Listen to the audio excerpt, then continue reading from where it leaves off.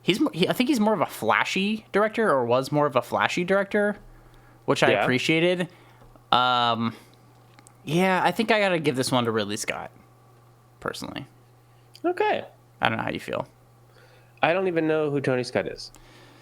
Well, Dave, let's take a little look here on the internet. I was hoping you weren't going to ask me, because I was like, God, I don't know who that is. I have to ask you. That's the whole premise of our show. Yeah, I know. Okay. I'm not the brightest crayon in the tool shed. Well, he did. Okay. Well, I'm not going to, I mean, he's done a lot. I'm not going to name off every single thing he's done, but, oh yeah, he did Enemy of the State. He did Spy Game, The Hire, Man on Fire. Oh yeah, he did Domino. I love that movie. Oh, he did Man on Fire? Yeah. Okay. Wow. Yeah, that's right. Enemy of the State. Yeah, True Romance. The Last Boy Scout. I forgot about that movie. Days of Thunder. Oh, wow. Obviously, Top Gun.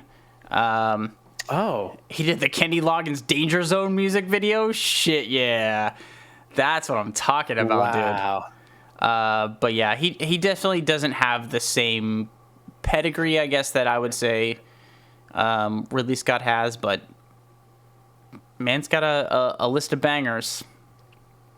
That's for sure. Sounds like it. Yeah, sounds like it. But yeah, so okay. That's that movie news. So I have some movie news. How many, did you only have the one, or you have? That was just the one, baby. Oh.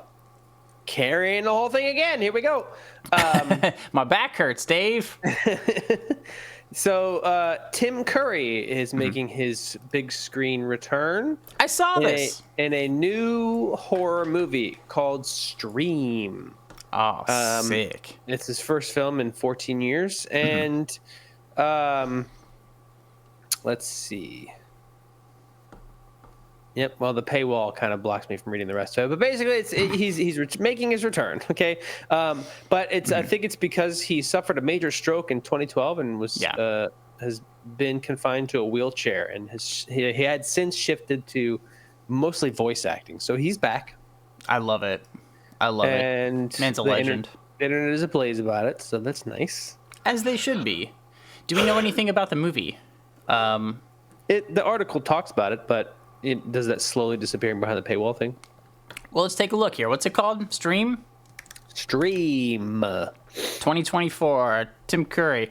According to IMDb, the Keenan family's simple weekend getaway truly turns into a vacation to die for, as 4 deranged killers playing a sadistic game lock down their hotel and compete for the most creative murders of all the guests. Interesting. Maybe. Maybe. It's Tim Curry.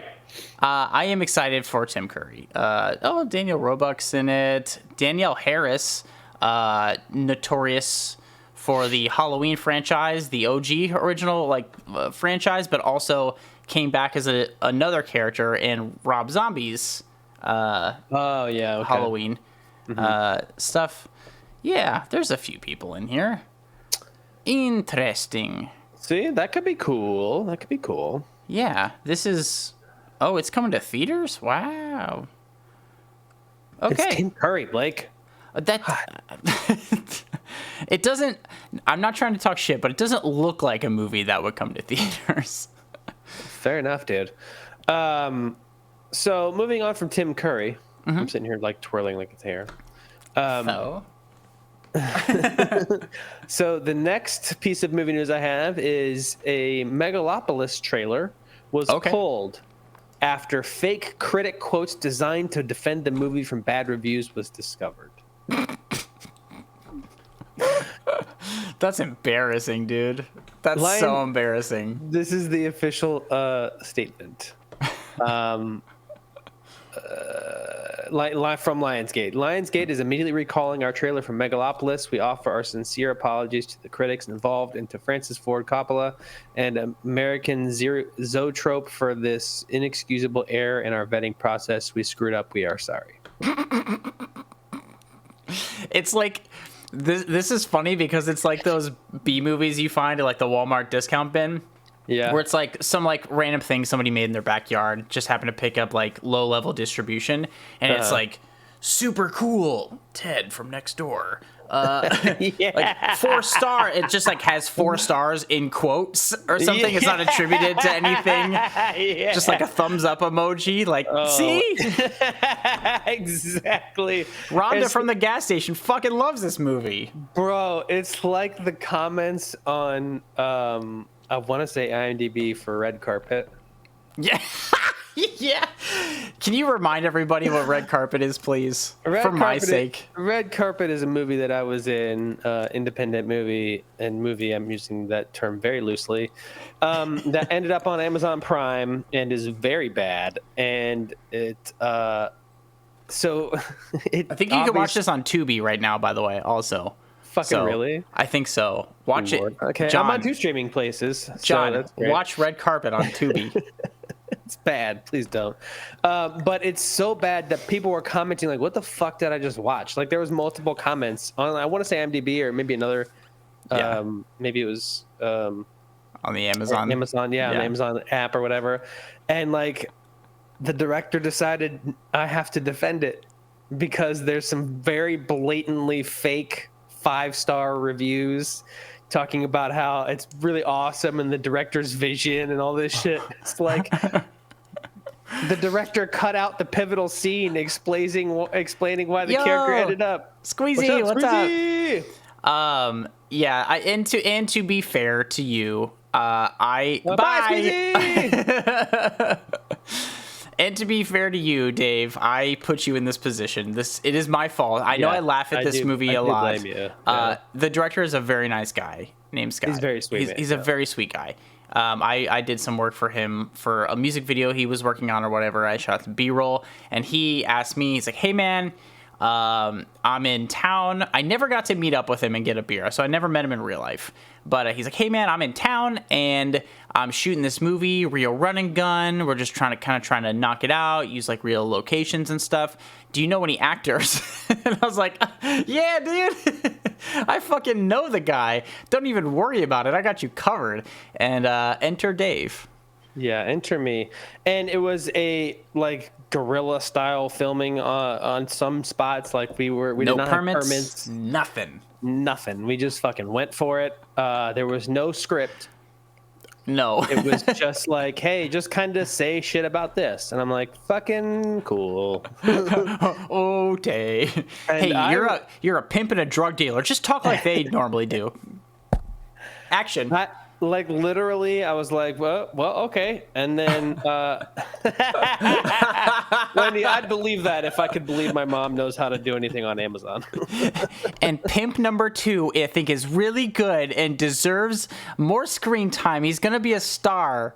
Just to kind of give you a real idea of how bad this movie was, I wore a hat that says Oath on it, and he just decided that's what my character's name was. To bring this full circle, Dave having ordered his Under Oath band merch bourbon, was wearing his band merch in the movie, and they didn't know any better, so they just named him after his band merch. I'm like, cool. And like, listen, there's a lot of things that make this movie bad. A lot. But the one thing that I still cannot get over is to why he cut the scene that shows the main character going from the party to ending up where she ends up in the movie. Why would you cut that scene? I know what he's trying to do. I know he's trying to do this like jarring, like, where am I? What's going on thing. Does not translate. It doesn't make any sense. There's no context to anything. Things just happen. And like, whatever. We're talking a lot of smack, but at the end of the day, they made a movie. We did. And we're talking about it. We are us famous people who are very famous. Yes. Well known. I get recognized on the streets all the time. It's true. Mostly it's like, don't ask me for change. No, I don't have any food. No, I can't give you a ride anywhere. But I get recognized on the streets. And I'm just saying, they made a movie, and good for them. It's good stuff. It's not good stuff, but it's a fun watch. Watch this movie! I still haven't seen it all the way through. Oh, I've seen it all the way through twice. I know you have, and it blows my mind. I love this movie. Okay, I'm looking at it right now. I'm gonna double check what streaming service. Oh, you can watch it, on Tubi, Prime Video, and it's also on the Roku channel. Roku Fucking watchers. Really? Yes, it is. I don't love that. But... Red Carpet 2021. Get you some. So that's fun. But I do have a question for you, Dave. What's up? I don't know if we covered this last time, so correct me if we have. But obviously it was announced that Robert Downey Jr. was announced as Doctor Doom in the Marvel Cinematic Universe at Comic-Con. Yes. That was a big deal. I'm not invested in this type of stuff particularly. Robert Downey Jr., great actor. Seems like a relatively nice man. Lots of controversy, talk about this choice. How do you feel about it as a Marvel fan? It depends. So famously, Doctor Doom, the character in the comic books, never takes off his mask. And if he does, he's got a very scarred face. Okay. It's very fucked up. So keep that in mind for what I'm about to tell you. There's a lot of people who are like, oh, great. So that just cheapens Iron Man's death in the movies. And nobody's going to recognize Robert Downey Jr. And when they see him, when they go against him. And there's some people like, oh, man, when Spider-Man goes up against him, that's going to be heartbreaking. And I'm like, guys, he wears a mask. Famously. So, like, the people who are upset and the people who are excited about this, like, oh, reunite. It's not a reuniting. He wears a mask. And I know that people are like, oh, you think RDJ is going to, like, not have his face in the movie? I mean, I think he's pretty fucking, at this point, he understands the whole comic book thing, and he is going to look for a challenge. And also, if they do show his face and it's not scarred, then I'll be pissed. Because it's like, guys, come on. You gave him a masked character with a fucked up face, and you didn't fuck up his face, and you didn't make him wear the mask? But it's RDJ! This is my guess. I didn't know those things, by the way, at all about the character. Okay. My guess is that Robert Downey Jr. does not actually film at all on set. I think he's just the voice of Dr. Doom. I think he wears a mask the whole time. My guess, I have nothing to back this up. There's no way I could ever prove this or like point to anything that would lead me to suspect this. But in my twisted little mayonnaise brain, I think it's just going to be somebody with a mask on acting it out, and Robert Downey Jr. is just going to be the voice. That's my guess. That's actually really smart. Like fucking, like kind of like Bradley Cooper and Vin Diesel. Doing their CGI characters. Although they'll have like a real actor on set, but I can see them doing that. But the problem with that is he has a pretty recognizable voice, so he's gonna have to really do some shit to not piss off a lot of people. Yeah, I don't feel like this is the way this was presented was like a ha fanboys, look at this. And everyone's like, oh, well, is it good? Are we having a good time? That's basically what some of the comments were, but a lot of the comments were like, fuck that, dude. Are you serious? Are you serious? And it's like, dude, calm down. Calm down. We're in our 30s. Go to your heart doctor, man. It's not that serious. Oh, no. Damn it, Icky. Why would you do that? Yeah, stop hurting yourself on purpose. Stop hurting yourself. Stop that bad? What did you do? Maybe go to the hospital at that point. Yeah. I would recommend getting medical assistance for that. It's true. Oh, get that workers' comp, dude. Yeah, dude. Seriously? Workers' comp. Listen, as a legally licensed lawyer, this is legal advice. Sue them. Sue everybody. Sue me. I don't care. Get your money. Maybe don't say those things, Blake. This is legal advice. So, but yeah, I was just curious about how you felt about it personally. I am excited to see what they do. I know Chloe's a little bit apprehensive. I also am like, Well, go sit in the ER. Yeah, dude, you'll sit in the ER and you're gonna sit forever. Yeah. But yeah, okay, I understand that. Yeah, so it's just kind of like, yeah, wait it out and see. I think that's the reasonable take.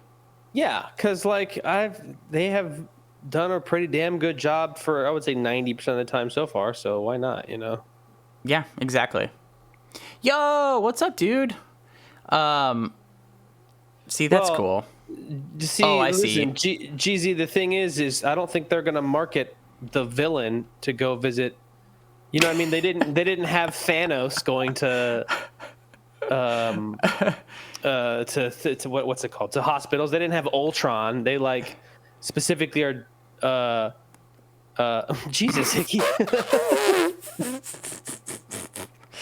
Dr. Doom is Dr. Buffalo Bill. I don't think they're going to be putting any marketing into the fact that RDJ is Dr. Doom. That's all. Yeah. I think that they're going to be putting it into whoever the heroes are going to be and going from there. Sorry, little Billy. We couldn't get Iron Man, but we got this fucking freak. I know you're knocking on death's doorstep, but here's another look into your future. It's Dr. Doom. Oh, you know what? That is a good point, Nikki. Moving on to a couple other random pieces of movie news that I just would like to touch on. Okay, yeah. Number one, did you know that in Jurassic Park, Laura Dern and Sam Neill's characters had a 20-year age gap? Okay, see, I did see this. Where Laura Dern was like, hey, our age gap was inappropriate, during the first Jurassic Park or whatever. And I did not think, I thought they were like colleagues of similar age. Like, obviously, I think Sam Neill's character is a little older, but I didn't think there was like supposed to be a 20-year gap between them. Is it really problematic when your character is apparently clearly in her 20s and the love interest is in their 40s? That's not problematic. If you're like 19 and the character's 49 or like, 39, 40, then yeah, that's yeah. That's some Leonardo DiCaprio level bullshit. But I mean, there's like 20 years when it's gross, but I don't think it's like problematic. I think it depends on the situation. Like, see, yeah, like I agree with you, Hawk. First off, I didn't know. I did not pick up on that literally at all. Because when I saw this movie as a kid, I'm like, oh, it's two just older people, two adults doing stuff. Exactly. And even today, as an adult watching this movie, I never, not to like, say that Laura Dern and Sam Neill look the same age, but at the same time, I never thought about it. That didn't feel like a dynamic within the film, but it did not. I love Laura Dern. I do. So, if that's how you feel, that's how you feel. I don't know if you can change it, but thanks for letting us know, I guess. Yeah, great, Laura Dern. I don't know why you needed to bring that up. She needed another news cycle. Just, hey, I don't know if you knew this, but here's my opinion about a 30-year-old movie. Speaking of things that are actually problematic. Wait, one question. Yeah. Gina Davis. And are you talking about Thelma and Louise? Wendy? Because, Gina Davis. Yeah, okay. Just checking. All things considered, Ridley Scott movies. But okay. Yeah. Sorry, Dave. I just wanted to check. All good. Something that apparently are problematic. Blake Lively is currently getting dragged on the internet. I have this on my list as well. So, a couple of things. Yes. Least of all, the opinion of Meghan McCain, because... Okay. But she apparently slammed Blake Lively for her interviews promoting the movie It Ends With Us, claiming her comments to be insensitive to the subject the film is focused to, which is domestic abuse. Yeah. So that seems like a whole lot of hullabaloo because it's a movie. Get over it. But the thing that people are actually upset about is in an interview, a interviewer asked her about her baby bump, and Blake Lively said, "What about your baby bump?" And the interviewer goes, "I'm actually infertile." Oh yeah, I did see this too, but that's fucked up. Yeah, like Blake Lively is like, I don't want to say notoriously, but people have had pretty not great opinions of her over her time as an actor, and more people are talking about it now. And like, I don't that sucks. Like to do to interviewers. I've had bad experiences with celebrities during interviews and junkets and stuff like that, and I don't like it. The person I dealt with sucked and was pretty nasty, and yeah, it just like was uncalled for. But I do have issues with the movie thing. Like, I know you're like, oh, blah blah blah, it's a movie, blah blah blah, get over it. But like, it is a movie very specifically about domestic violence and domestic abuse, and she's showing up like, hey girls, wear your flowers, and she's also selling her hair care items, and she's also like upselling her gin and stuff, like her brand with Ryan Reynolds. She's trying to have her Barbenheimer moment with Deadpool and Wolverine and this movie, and this is not the movie. This is a movie about like women's rights and stuff, and like trying to push issues. You know, the director and co-star Justin Baldoni, you know, they're doing press separately for it and all this stuff. But yeah, like I think that is really stupid and tone deaf. That is so tone deaf. She goes, oh, whatever, it's a romance. Like, wear your flowers, girlies. Bring your gal pals and go see this movie. And it's like, well, no. And so when people are trying to bring up those things, another interviewer was like this is a pretty like weighty subject matter for a movie. What would you say to like people if they approached you on the street wanting like resources or whatever about the film, or like to do with domestic abuse? She goes, what do they want? My location? Should I text them? Should I share blah blah blah, like share this stuff? And her co-star is like, okay, see, I didn't know any of that shit. Yeah, she sucks. Like, what she's doing clearly is shitty. And so I think that does matter. I know you, like, maybe you weren't aware of that, but yeah, I was not aware of that. That's and why I think that is a problem. I changed my opinion. Problem. Yeah, she sucks. Yeah. Speaking of people that suck. Speaking of suck. Speaking of sucking things, in a move that no one could possibly have seen coming, J-Lo and Ben Affleck are getting divorced. Oh my god! Oh my god! I didn't see that coming. Who knew? Whew! Wow. All my Bennifer jokes are just out the window now, dude. It's like, I don't know. I don't really know. I don't really care. I don't care about this shit. I do find it a little bit funny. It is funny. Because we didn't, obviously we haven't talked about this, we haven't streamed it forever, but there's all the stuff going on. Yeah, it did happen 10 years ago, Icky. It happened again, Icky. It happened again. This is the sequel! But J-Lo's like movie, like her musical movie that came out that nobody wanted to be in, it is apparently very bad. But then also the documentary about the making of the movie, you know, it's there's this really funny clip about it because she's like clearly like tone deaf and people are like turning down showing up in the movie and stuff, and she's like, why aren't these people in? Studios are turning it down, so she funds it herself, which good on you. Fund your movie, make your dreams come true, whatever. But, you know, they're interviewing Ben Affleck, and he's like, yeah, well, you know, she's marketing this and telling this, like, the greatest love story never told, but if you're making a movie about it, aren't you telling it? I'm like, yeah. Yeah, I remember earlier this year, people were absolutely dragging Jennifer Lopez because she, you know, did like another video that was like very weird and cringy where she's like messing up her hair. She's like, this is me when I was Jenny from the block. People are like, I went to school with you. You went to a fucking private school. You were not running the block. It's like when she was talking about like, oh, blah, blah, blah, I went here and my bodega order was this and that. And people from like New York were like, that's not a real bodega order. I can't speak on that. I don't fucking know.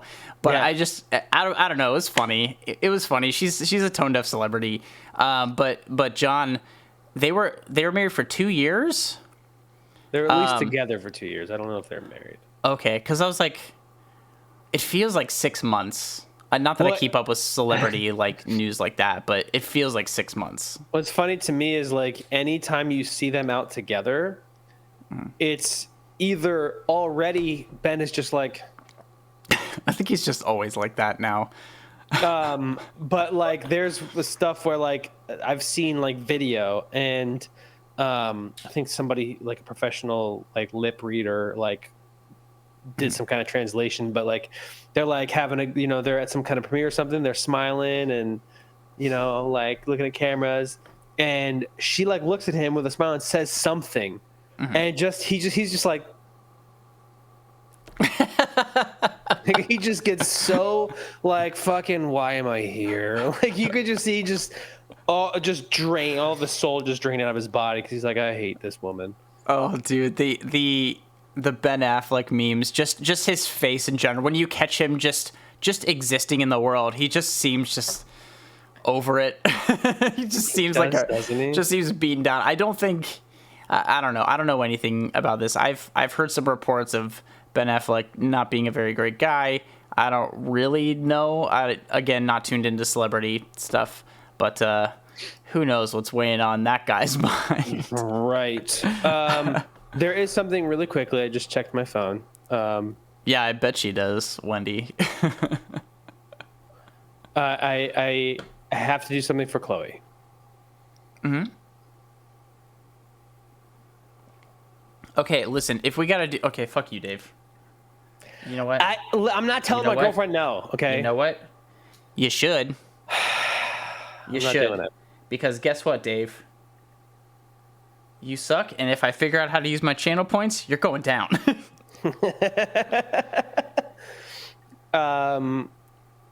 Listen, that's fine.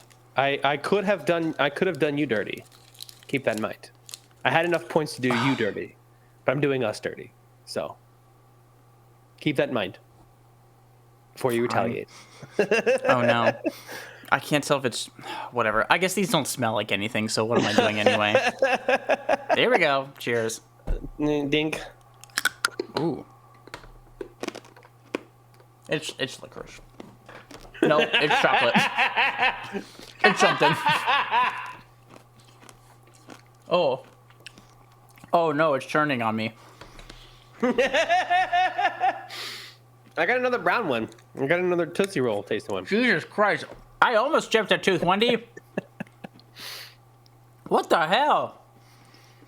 I need to outlaw this. This isn't okay. Yeah. Ah! It keeps coming. Ah! Jesus. I don't like it. I don't like it at all. Sorry, dude. Okay. That was bad. Okay. My toes are curling. Okay, so okay. Here's my question. Okay, I think this is an interesting discussion going on in the chat. Okay. Who will Ben Affleck go after now that he's a single man? Sydney Sweeney, I would guess, is more of a Leo DiCaprio move. Yeah, Ben Affleck doesn't seem like the weird creeper who can only go after young women. He seems like the now weird creeper who will to be ex-wife. He seems like the weird creeper who will go after somebody else's ex-wife. For sure. Yeah, for sure. I don't see Jennifer Garner and Ben Affleck getting back together. I don't either. It's gotta be. I was just about to make that joke, Wendy. Beat me to the punch. Yeah, what other Jennifers? We got Jennifer Tilly, Jennifer Lawrence. Jennifer, is it? Yeah, Jennifer Coolidge. Jennifer Hudson. Bring on the Jennifers. Aniston. Good call. Okay. You know, I don't see it working, but I see the attempt. Yeah, for sure. I see the attempt. I feel like Ben Affleck is a deadbeat. I think he's kind of a deadbeat. I don't know why. Again, no evidence to back this up. He just feels kind of like just a burdened man. You know? He does seem like everything bothers him, like on a molecular level. He's like, why am I here? It's like, hey, on your way home, can you pick up some milk? It's like, it's just we have a child. We gotta feed our child. He's like, do we have to? Oh my God, he is Eeyore. He's in the grocery store. He has to pass the produce section on the way to the milk, and he grabs an apple. How about these apples, old buddy? How about these apples? There was somebody joked that Matt Damon Hawk to a girl. Man's got a wild streak at him. Yeah, I mean, apparently. That's funny. There's somebody had a theory that Matt Damon and Ben Affleck are secret gay lovers. I hope so. They should be. If that's not true, it should be true. They deserve happiness. Although, again, Matt Damon would be doing all the heavy lifting in that relationship. He would, yeah. You know that's true. Matt Damon seems like an upstanding gentleman. He does. I don't know of any like legit Matt Damon hate, but aside from Jimmy Kimmel. But yeah, he seems like he's cool. All right. Well, we can't really combine Matt and Ben into a fun, like, portmanteau name. Like we can't do like Benifer, You can, because you use their full names. Okay. Benjamin and Matthew. Mathogen? What's the dumbest version of this? Benthew. Benthew? It's all marbles in the mouth for me, but whatever. I'm still here for this. Somebody write some fan fiction, damn it.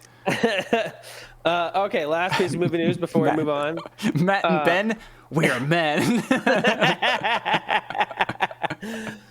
And the other one goes, I thought we agreed on bat. You're blowing this. This is our big moment. You're blowing this. And Ben just...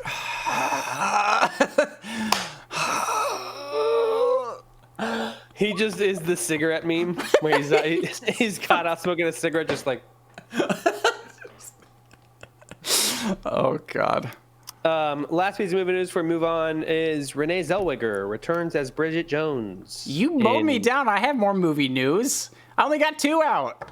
I asked you if you had any. You said that was the only one. Oh, no. I thought you said, was that the only one you said? I said, yeah, we just talked about one. I got one more. But we've covered, because we did the Dr. Doom thing. But go on. I have one more after you. You can do this one. What is this one? Renee Zellweger is back as Bridget Jones. Oh, okay. Why? I don't know. I mean, it's I don't know. It's a 2025 sequel. It's called Bridget Jones, Mad About a Boy. About the boy.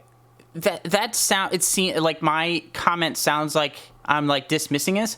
I'm legitimately asking why. I've never seen one of the Bridget Jones movies. I know they're very popular or something. Who knows? I legitimately want to know what about them, why, and why are we doing sequels? Like, when did this first one come out? It's Shut up, Dave. 2001. 2001. Okay, yeah. So 23 years. Oh, wait. Okay, I'm looking at this. We have Bridget Jones's Diary in 2001. Uh-huh. We have the sequel, which sounds like a sci-fi sequel, Bridget Jones, The Edge of Reason.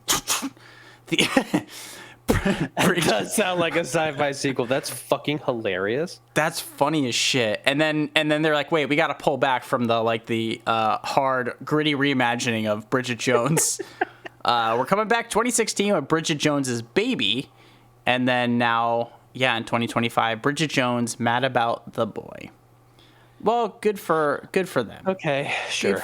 Good for those people. Why not? Again, I don't know anything about the movie franchise or why it exists, but you know what? That's fine. Colin Firth is in the first one, and that guy is delightful. Colin Firth is delightful.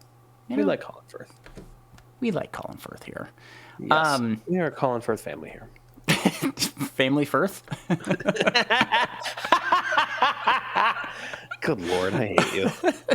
I hate me too. So we have I wanted to segue this a little bit, but I want to mention, I talked about this last time. No, we have not. We're going to get to the Beekeeper. We're going to talk about Twisters first, and then we're going to talk about the Beekeeper. Spoiler alert, my favorite movie of the year. Okay. We'll definitely get to it, but But I want to talk briefly about Alien Romulus. I really want to see this movie. It just came out. It has passed the $50 million mark at the U.S. box office and like 181 globally. It's officially #1, surpassing Deadpool and Wolverine's huge run. And I'm very pumped to see this. As I mentioned before, we both like the director, Fede Alvarez, who did the reboot of The Evil Dead in 2013, which I love. And I was nervous, if you recall last time, about the Alien stuff, because I love the director, but also notoriously some bad stuff in there, some bad iterations of this. But apparently I've heard nothing but good things about it, and I'm not a Rotten Tomatoes guy. I think it's not that helpful in determining movies, but lots of people use this metric. It has an 81% fresh rating from critics and an 86% fresh rating with audiences, so that is encouraging. And Hawk Rules. Oh boy, that's my mom. Oh boy. Oh boy. Oh no. Oh shit. Well, I have gotten asked. I went to a bar a few.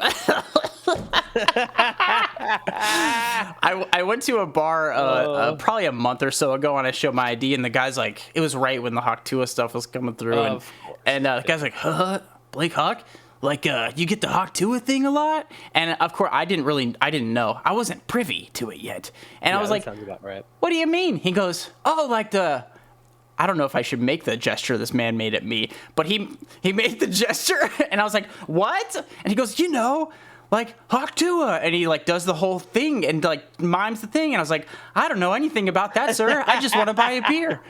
I don't know nothing about it. Are you propositioning me? I don't get it. And so then I went on the internet shortly after, and I got it. It was funny. I laughed. Yeah. But so Alien Romulus, we're excited about it. I'm definitely trying to see it, and I definitely want to talk about it. So yeah. Yeah. I'll see it with you. Oh yeah. Why not? Okay. Well, we did cover the OG Alien on the podcast last year, and I freaking love that movie. I have a newfound appreciation for it. I think it's so good. And I'm really looking to see what they do with this franchise. So, well, we'll see. I've heard good things so far. So time will tell. But Dave, if you have no more movie news, nope. I have no more movie news. I think it's time to talk about a couple new movies as well. A newer movie that came out pretty quickly, yes, is Twister. Still showing in theaters, already streaming, baby. The sign of a hit. We got a hit. So we're gonna watch the trailer for Twisters, or as me and the boys like to call it, Twisties. And then we're going to talk about it. So, is it really already on the front of Amazon Prime? Wow. Okay, well, maybe we'll get to the bottom of just why it's streaming already by the end of our discussion, Dave. We might. Maybe. Anyway, here's the trailer. You ready? I'm ready. 3, 2, 1. And also let me know if this is too loud. Hopefully it's... By the way, Blake, it's not on my... Dodge whatever's in there. It's big and it's moving fast. Drive. Go, go, go!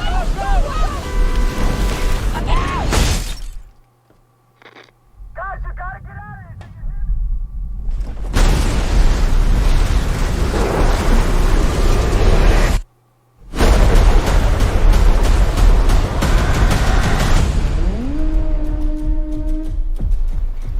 It's Tyler Owens. Calls himself a tornado wrangler. If you feel it, Jason! I said if you feel it, Jason! What do you say, Jason? Feel it? Jason! Go in, Jason! Oh, she's perfect! She's gorgeous. You thought you could destroy a tornado. Oh, no way, John. Never had a chance. Oh, yeah. Yeah. You want one? You'll have to explain this after. I believe. Face your fears. He is You ride him. quiet, pat, sunglasses guy. Who's like, I don't care about the people. We got twins! Oh. Twins!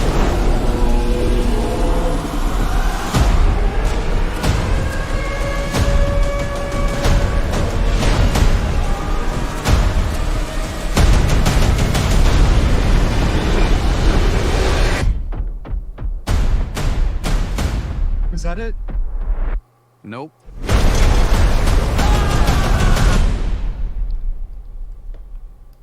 Twisters. Wow. Whoa. That was the whole movie, Dave. What did you think about that trailer? Made it seem a lot more exciting than it was. I agree with that. And if you aren't aware, the story goes a little something like this. 5 years after the serial-killing tornado murks her friends, scientist Katie teams up with his surviving friend and a tornado hillbilly from YouTube to get revenge on that cyclone. Her secret weapon? Tornado juice. Tornado juice. It's coming! Twisters! It's the juice is coming. It's coming. This movie. Oh, Jesus Christ, Dave! This movie. Can you tell me what the actual plot of this movie is? No. Do I have to? Yes, you do. No. So it is basically contractually your job. Fine. Do it. So basically, this lady is a tornado chaser, and she's been obsessed with tornadoes her whole life, and she has this idea. She is like a scientist or whatever, went to school for it, how to stop tornadoes after they've formed, to kind of snuff them out, if you will. Yes. And she goes on a journey with her boyfriend and her team, and then a tornado hits, and oops, she's wrong, and people die. And that right there should have been the movie, because no one is going to watch two people die in front of them, be like, you know what I want to do? More of that. You know what I want to do? Desk work. Exactly. Which is what she did. She does guess. She does do desk work. I can't speak. What have you done to me? You're trying. So she goes to New York. She moves to New York as far away from tornadoes as she can get. And one of her teammates who survived shows up after however many years and is like, "Hey, you should chase tornadoes again because we have new stuff you could use." And she's like, "No, thank you," which is the correct option here. Yes. And then he tries like a little harder, and she is okay. I'm in. Yeah, he's like, we have new technology to map these tornadoes to stop them. And we need you, because you're an incredible tornado chaser, and you can give us the position and chase these tornadoes, and we're going to map this thing and save all the lives. And she's like, you son of a bitch, I'm in. and they like high five, and then they go to Tornado Alley. Twice in this movie, she says no. Okay, fine. Like, she doesn't know what she wants until it's pushed upon her, apparently. Okay, well, that's enough of what I was about to say, because I got to finish the plot.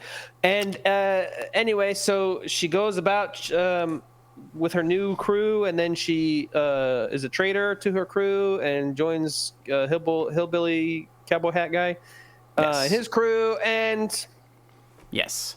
Basically, throughout the big chunk of the movie, it's her scientist team who are the kind of corporate sellouts, and then there's the YouTube hillbilly tornado chasers, led by Glenn Powell's character, guy who does stuff. Tyler is his name. Tyler. And those two teams, they're like fighting each other for this tornado stuff. It's not very clear what's happening. And then they team up at the end. Yes. And that's literally not even a spoiler. The whole thing's in the trailer. You know that's going to happen.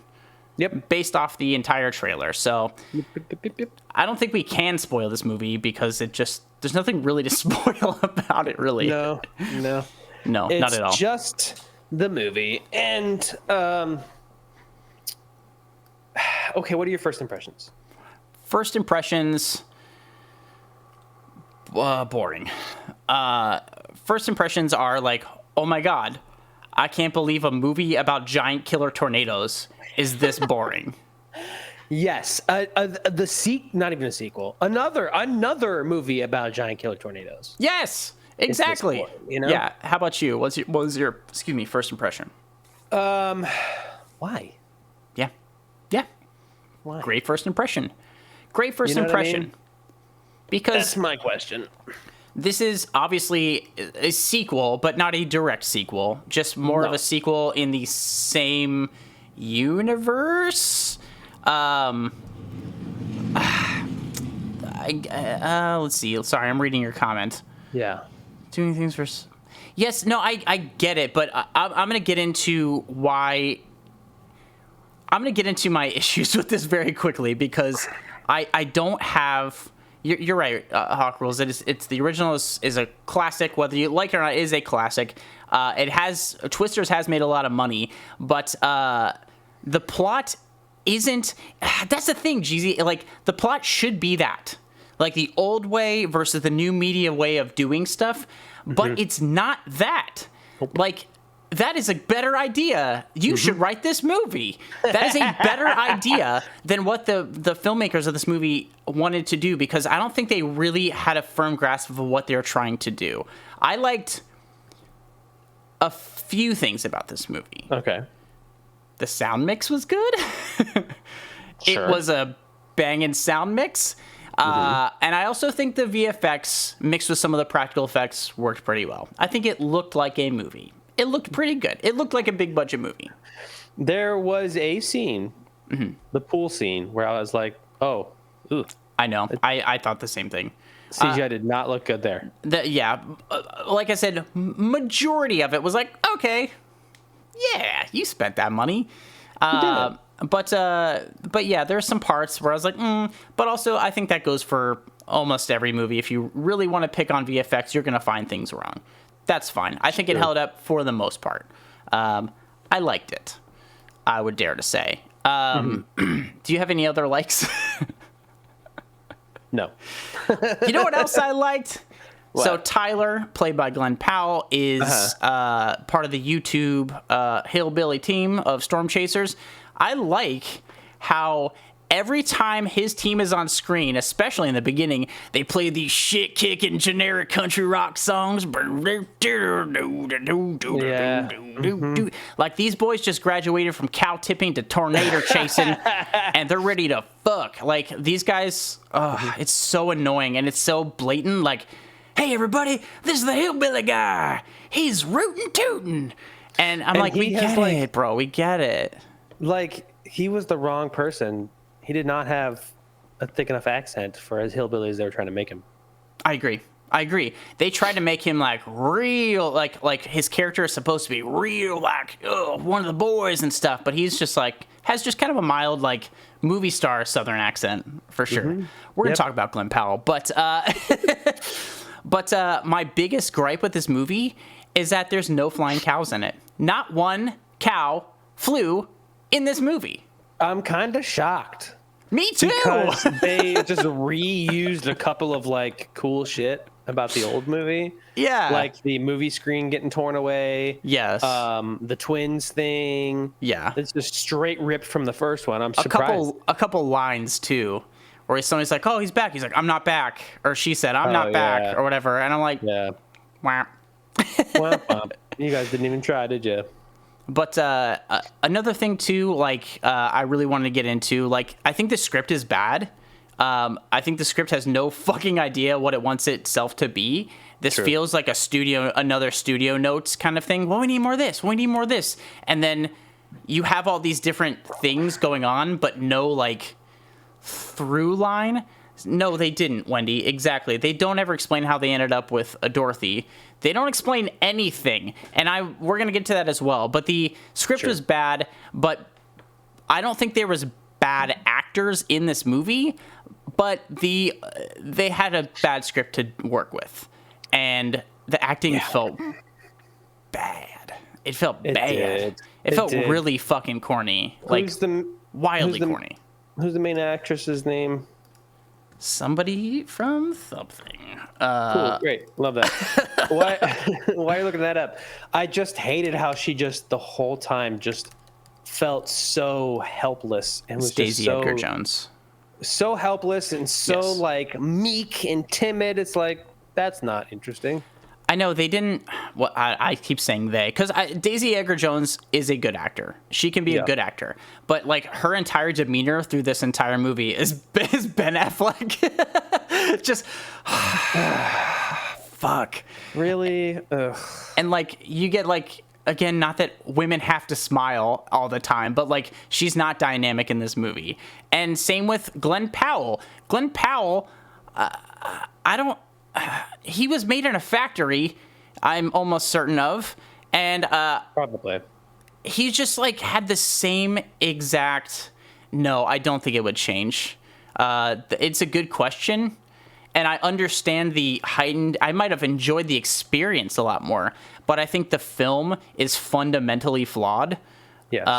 From Agreed. a script perspective, and I just think like Glenn Powell was really trying. Like Hollywood is really, really trying to push Glenn Powell, really trying to make Glenn Powell happen. And I think he's a fine actor, but also I just didn't really buy him as a hillbilly tornado chaser. No, he was not the right guy for this character. No, I agree. And so it's just wild. Is he really the Running Man remake? Oh, buddy. This is not the last we've seen of Glenn Powell. They're going to put him in everything. And you know what? Whatever. Make your money, guy. I'm sure he's a very nice man. But I don't think he was very right for this movie. No, he was at not. all. He really tried. He didn't do enough of an accent, but yeah, I don't know. It's just like, why did we need this? Yes. Why did we need this? Who asked for this? I think this, just like Jeezy said, like this could have been cool and insightful, and it really gets into my next gripe about this, which is, again, I said the plot feels very like simplistic and singularly focused. And I know this is its own thing, and we got to judge a movie on its own merits, but this is a sequel to Twister, right, from 1996.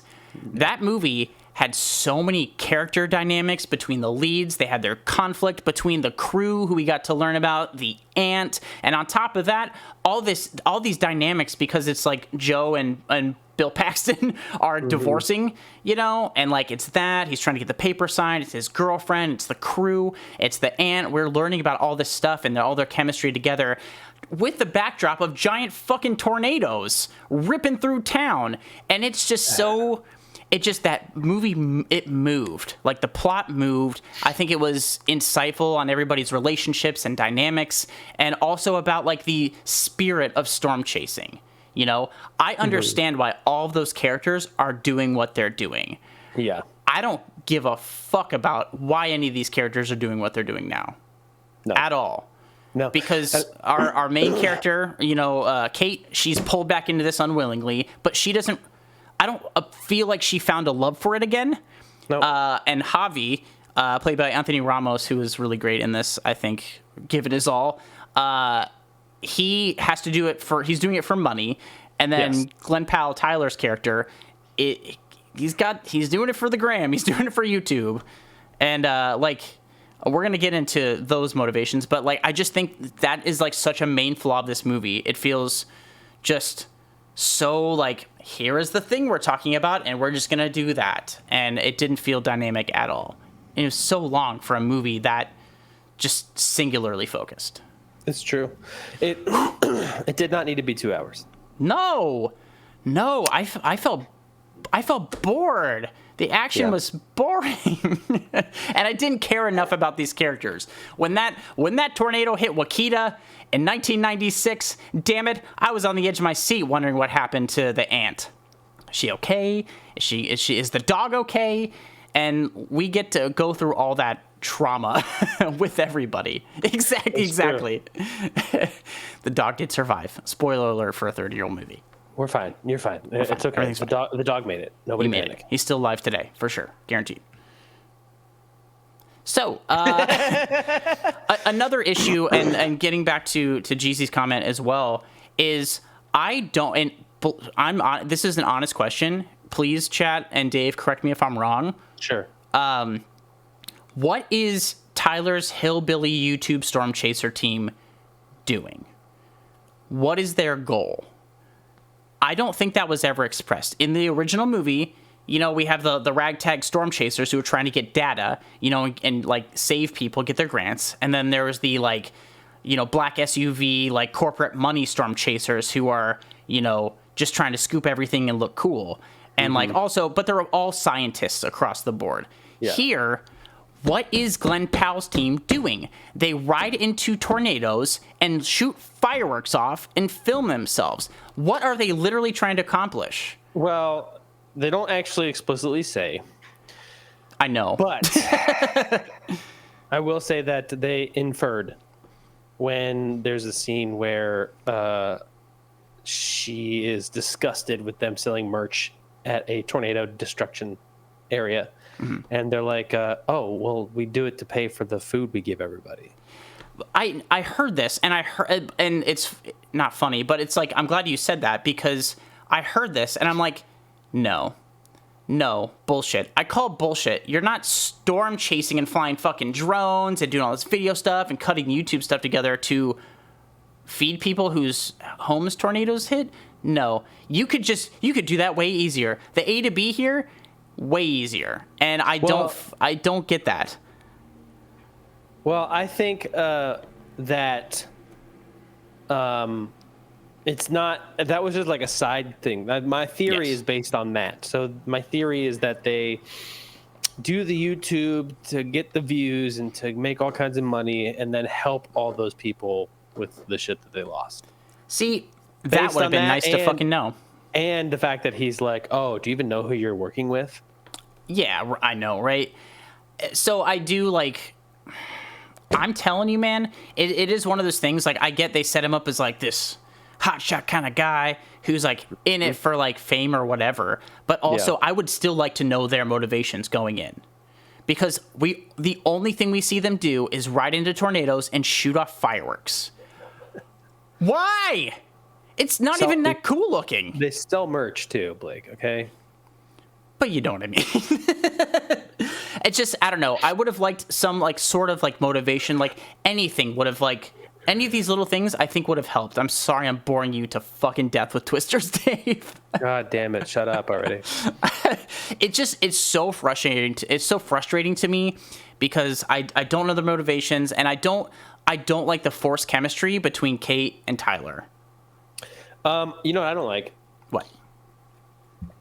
How at one point Tyler's like, not Tyler, the other guy and her friend, her original teammate, is like, hey, like, maybe you like want to hang out later, like hinting that he's like into her. And at the end, he says to Glenn Powell's character, like, go get her, man. Like, thanks, bro.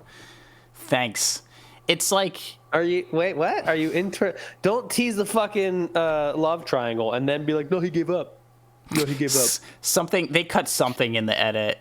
They're like, this movie, nothing happens for 2 hours, or nothing happens for 2.5 hours. We gotta cut a half an hour to this movie of Glenn Powell mugging at the screen. You coming with? We're tornado riding, brother. He's always like half grinning, like. He is. And like, stop. It's just, I just don't think I don't buy their chemistry. Like, spoiler alert to anybody who hasn't seen fucking Twisters, but if you watch the trailer, you know that Glenn Powell's character and Daisy Edgar Jones' character, Tyler and Kate, there's a little chemistry going on. You know, the tornadoes are swirling the winds of love up in here.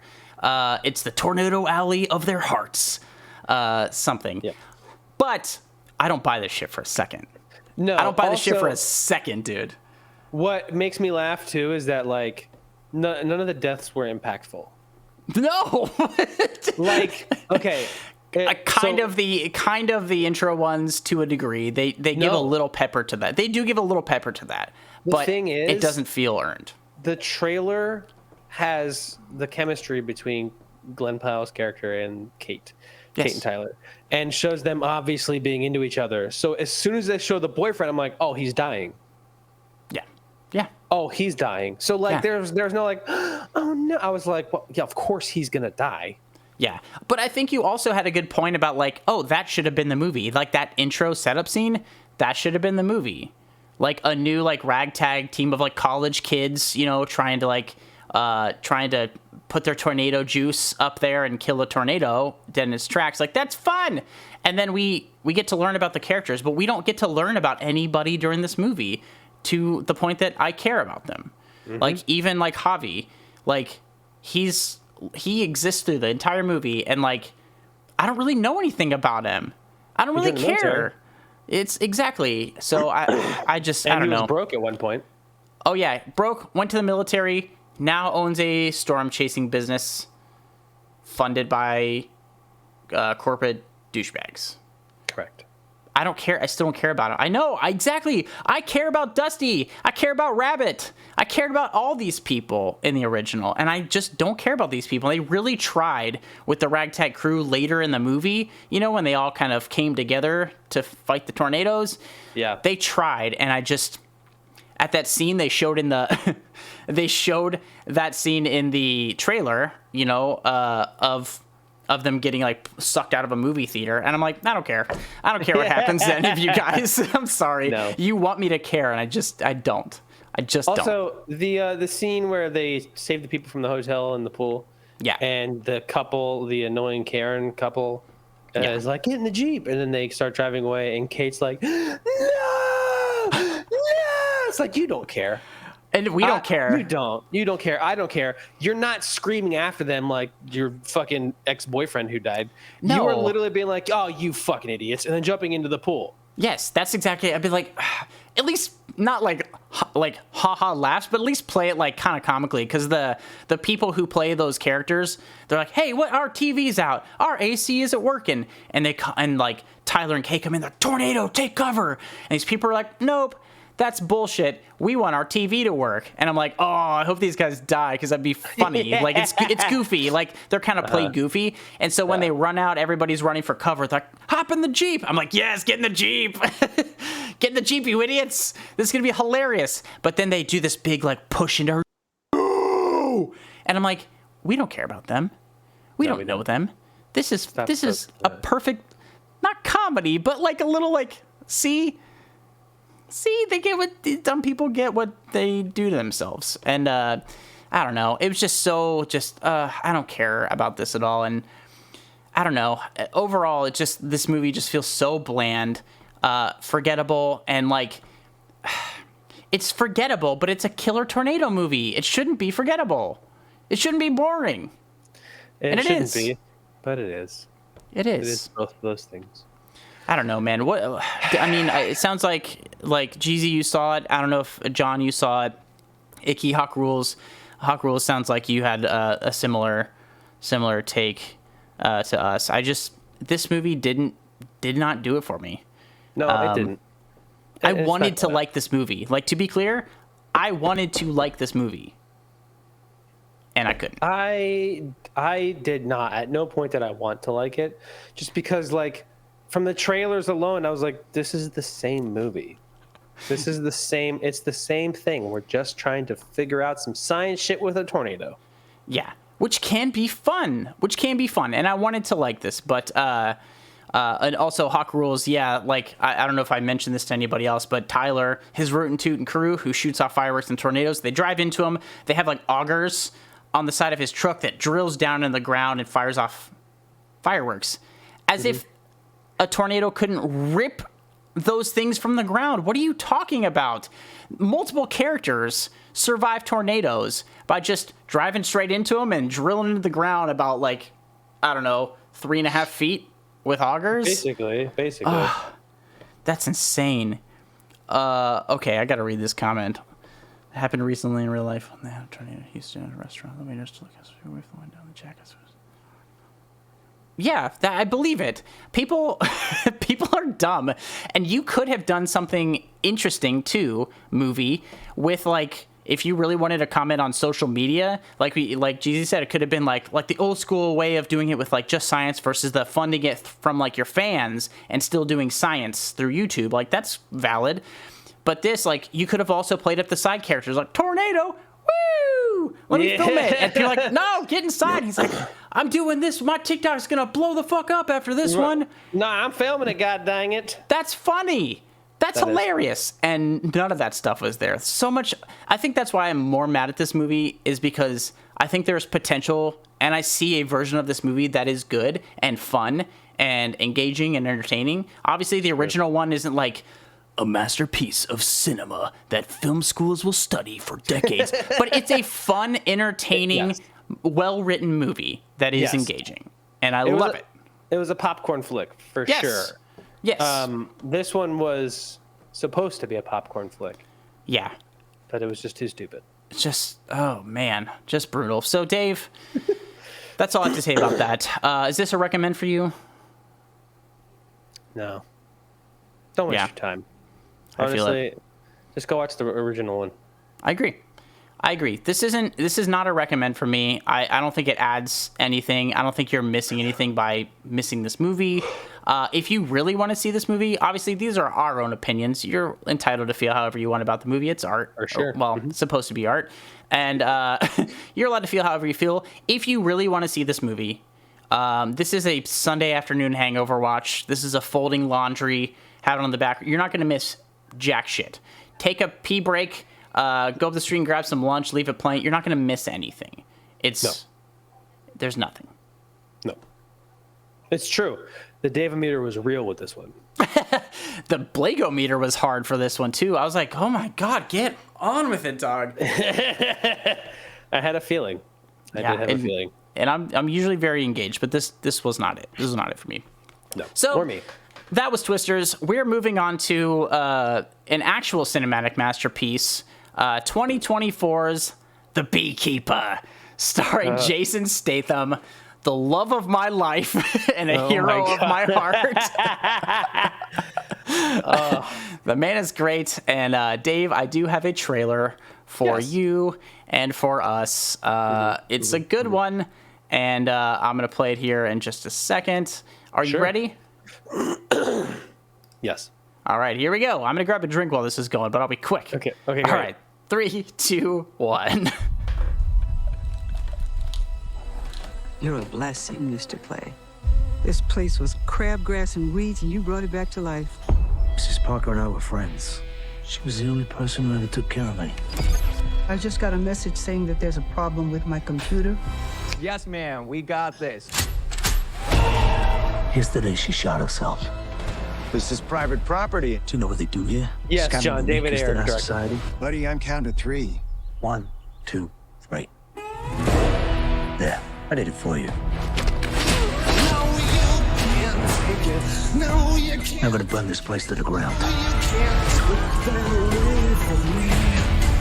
Will you stomp his ass out? You're telling me one man did this. The only thing you know is he's a beekeeper. A beekeeper? Well, that's not good. Beekeepers is a special program outside the chain of command. I protect the hive. When the system is out of balance, I correct it. We have laws. Yes, he did direct this movie, John. Until they fail, then you have I already me. answered it. Beekeeper. My fingers, he cut him off. Oh, come on, bro. Don't move.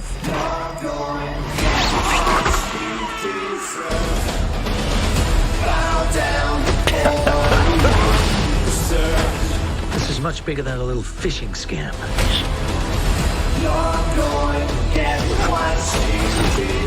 The money's going all over the world to people in finance, even government. You are a problem. Goddamn right, I'm a problem. I figured I'd give the firefighters a break. Somebody detain this guy.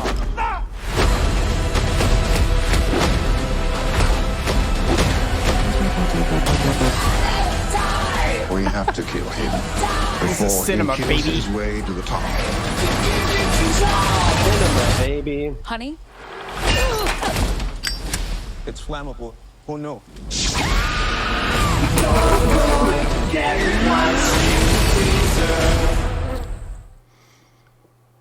The Beekeeper. Oh God, Dave. What? Good trailer, bad trailer? Fucking fine.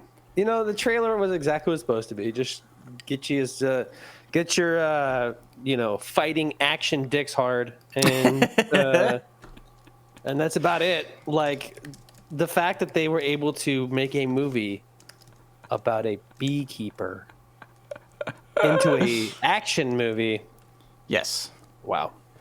Dude, I'm telling you, this trailer is exactly it. It's exactly what I needed. It's got 9 Inch Nails in it. It's got a lot of booms. It's got Jason Statham. It's got some action. It's got bees. We got it all, baby. The perfect concoction for a top tier movie. When I first saw this trailer, I think it played before American Fiction, which I saw at the end of the year last year. Okay. And it's like boom, boom, boom. My entire theater was dying laughing. I don't know if it's this exact trailer or not, but dying laughing. Everybody, and I looked to my buddy Brian, who I saw the film with. I was like, I am seeing this movie. I have to see this movie. This is insane, and it is. It holds up. And is also, this movie a satire? I don't think it is. I don't think it is, but it is pure comedy. I haven't laughed this hard in a movie probably this year. It's great. Dave, first impressions. I have said this before. I'll say it again. Oh, wait. We got to talk about what the story is. But yeah, give me your impression of this, and then tell me the story. Okay. First impression. You ready? Why? Mm-hmm. Again. Valid. Why? Valid. Of all things, like, I get it. Jason Statham can only do one character ever, but like he is Jason. He just is. You just had to make him a beekeeper. An indestructible beekeeper. Like, I get the whole like, oh, protect the hive, and they're outside but like, that doesn't sound scary. The fact that they all kept saying beekeeper with straight faces. I know. It's great. This movie is essentially about a man named Jason Statham, who I think his character's name is like Adam Clay. And yes. Basically he's a beekeeper. He's a lowly beekeeper. And he's just like rents out a barn on this old lady's land, just doing beekeeping things, just going on Tumblr, just beekeeper stuff, and living his life. And then the old woman who lives in the house, she gets scammed by these scumbag phone scammer people. Over the top. We're gonna get to that. Over the top scammers. She gets drained of her like life savings and of this money for this foundation. It's like $2 million or whatever, gone. And so she goes from, oh my God, I lost all this money, to suicide in half a second. She's just like, guess I gotta die now. So she kills herself. Turns out Adam Clay, our beekeeper, is also a beekeeper. He's a beekeeper. Guess what that means? They don't really tell you for a while. No. A beekeeper. He's a literal beekeeper, but a beekeeper, which is part of this secret badass society outside the purview of the law. And so he's going to get revenge for this old lady who he doesn't really know that well. Just rents a barn from her. But he's going to get revenge, damn it, because what's right is what's right. Yep. And so he follows this trail of these phone scammers, and baby, this thing leads to the top. It goes to the top. The very tippy top. Yeah, my first impression is this is I'm sorry, Wendy, I don't mean this directed at you, but this is straight up a boomer revenge fantasy. Oh, for sure. This is everything sure. in this movie. This is what like older boomers think phone scammers do, look like, and act like. They all are 100%. Riding skateboards, wearing chains and shit. 100%. They think they reside in these big, huge, high-tech call centers and stuff. And guess what? That's not true. None of those things have ever been true, but it just feels true. It feels like some fucking millennial, after they shut down the Applebee's, they came for their life savings. It's true. It literally, like, As soon as Josh Hutcherson's character comes on screen, I was like, God damn it. Yeah, this movie, the other big star of this movie is Josh Hutcherson. Minnie Driver is also in this movie. Kind of. A little bit. A little bit in there. She's filmed this on her break from whatever other real movie she was doing at the time. And dude, I'm telling you, Drenny Meyer. So anyway, basically this movie follows Jason Statham's character as he figures out who's at the top of this phone scammer company. And, oh boy, Dave. Yeah. What are your likes about The Beekeeper? I liked the action. Okay. I like the action, I like the fight scenes. Do you think they were well shot? No. Correct. Didn't know that was the correct answer, but no, I did not. I did not think they were well shot. I was really reaching for things, so I went with the action because it's always fun to see just insane stunts. Yes. Like that are not possible. You know what I did like? The scene in the trailer where he fucking straps that dude to his truck and shoots it off the side of the bridge, and it's clearly a fucking mannequin. It's just it's like I have it just punk. surfboard with a mask on top of it. 100%. It's good. It's fucking great. Yeah. That was pretty fun. I like the inconsistencies. Mm-hmm. Like, just as if, for instance, I know I'm saying I like these things like they're positive. I like These them are because positives. they're bad. Yeah. Okay. Mm-hmm. Anyway, you mentioned the old lady in the trailer kills herself. She shoots herself in the head. Yes. And when Jason Statham's character, Adam Clay, goes in the house because she didn't end up opening the door, he goes in with a knife, and he finds her dead on the chair with a rifle in her lap. Yes. And then her daughter, who is in the FBI, just shows up. Yeah. What are you doing here? Yeah, and then she kicks away a gun, a handgun, from next to Adam Clay's feet. Mm-hmm. Why were there two guns? She was like, this one's more dramatic. This one's a little more, my style. I don't know. I guess this one. We'll just keep them both here. Who knows? I was like, wait, what?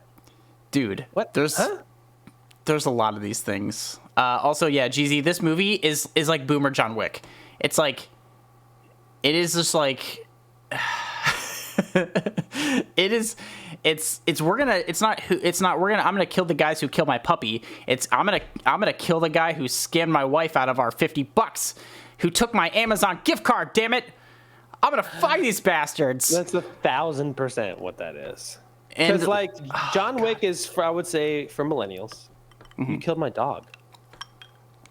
That's my best friend. What's more important than my dog? Who am I going to eat popcorn with and watch Hugh Grant romances with on the weekends now? Nobody. Right, exactly. Boomers are like, my money, and the fact that she had so much money, even outside of the charity, as she was. Yeah.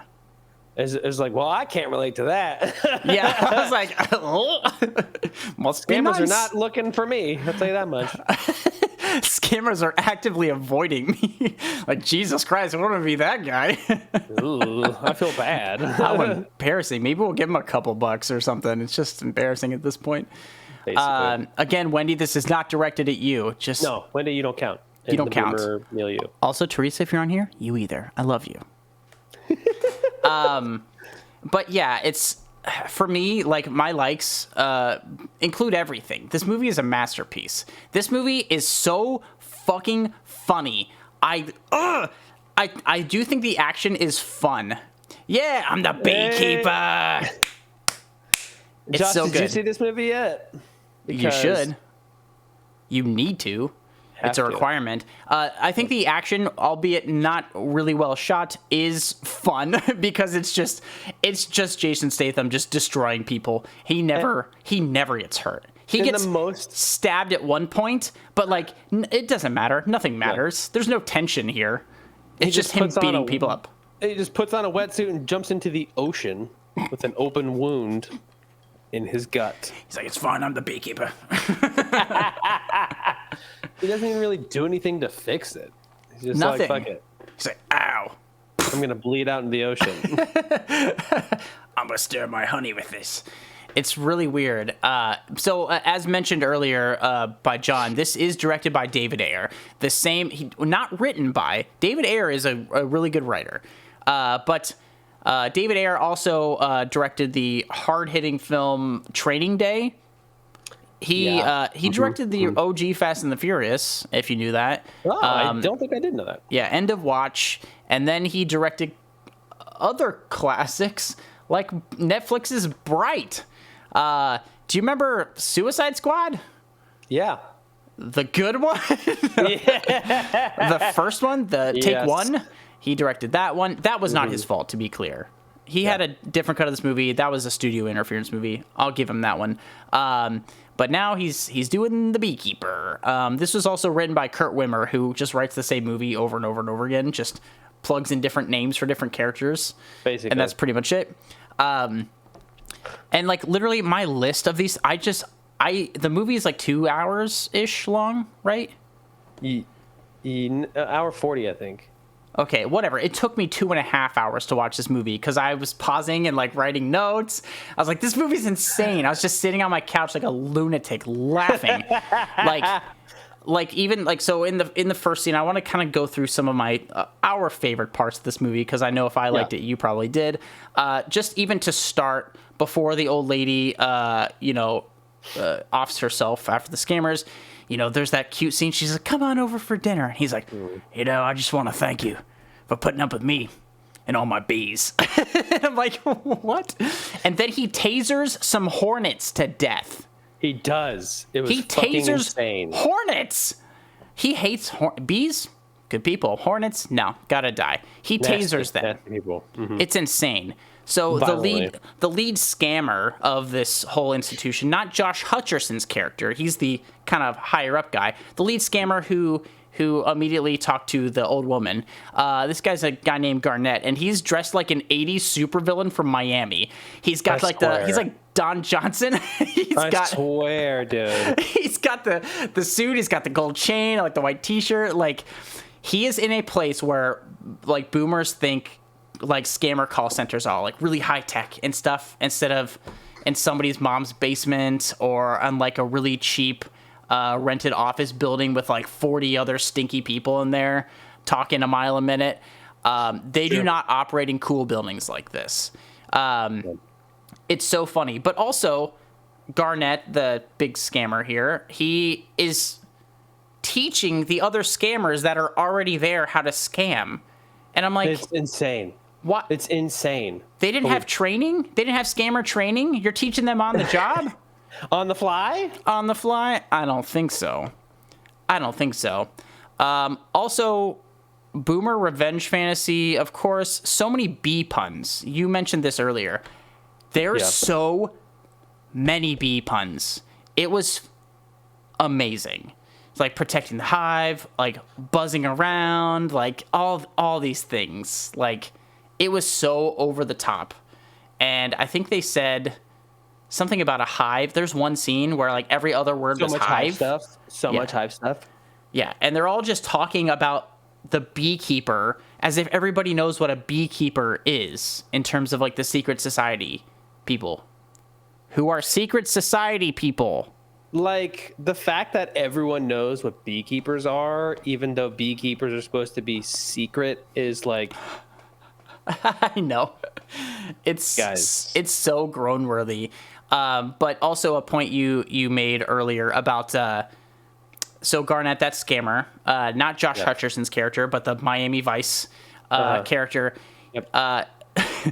Jason Statham in this entire movie has a habit of just appearing places. We don't know how he got there, but if there's a bad guy there, he's just on the Beekeeper, and he's there, and he's and he's going to kill you. They never show how this guy gets anywhere, but he just is there. So Garnett, the scammer, he gets in a fight with the Beekeeper because they're trying to kill him too. He cuts this guy's fingers off with a saw, and so Garnett's trying to escape, and he's like in his SUV, and he's calling Josh Hutcherson. He's like, he cut off my fingers. He cut off my fingers. Pfft. The Beekeeper's there. He pulls him out. He pulls him out of his car on this bridge that the bridge is like raising because of a boat passing or something. The bridge is raising. And so as Garnett gets pulled out by Jason Statham's character, he goes, "What do you want, bro? Crypto? NFTs? I'll give it to you." And I was like, I almost pissed my pants. This is not how anybody like, crypto? NFTs? I'll give it to you. He's like, "Oh, I don't need them." And then he like wraps him up, ties him to a car, and shoots the car off the bridge, holding tied to the man. And just as Dave said, it is a dummy. It is. You should look up this scene just on YouTube. Even it is a dummy. Just boom. It just gets ripped. I swear it's a straight up mannequin because it's just stiff. It is a Macy's mannequin. This thing has no articulation at all. None. It's just stiff as fuck. It flies right off. It's so good. I just want to know. So the way you described the scene is correct. He's fighting all these bad guys. He gets to Garnett. He beats the fuck out of him. He cuts his fingers off. Lets him go. Yeah. And then hunts him down to kill him. The Beekeeper has a flair for the dramatic, Dave. It's like he likes to hunt. You had him. He was there. You could have done all that without yeeting your own truck off a bridge. It was so funny. Like, yes, I think the Kurt Wimmer, the writer's idea was like, no, he's got to have somebody escape to tell Josh Hutcherson so our movie can keep going forward. And so the Beekeeper just decides to leave a loose end just for drama's sake. Yep, basically. and loses his car in the process. Also, like I said, Jason Statham, whatever's going on, he just shows up there. He just is there. And he always has a change of clothes. How he gets new clothes, how he has transportation, nothing's explained because, to be clear, he's an ex-beekeeper. He's not technically on the job anymore. He's just doing this because this is what's right. It's the right thing to do. It's the right thing to do. Somebody's got to protect these old boomers with all this money.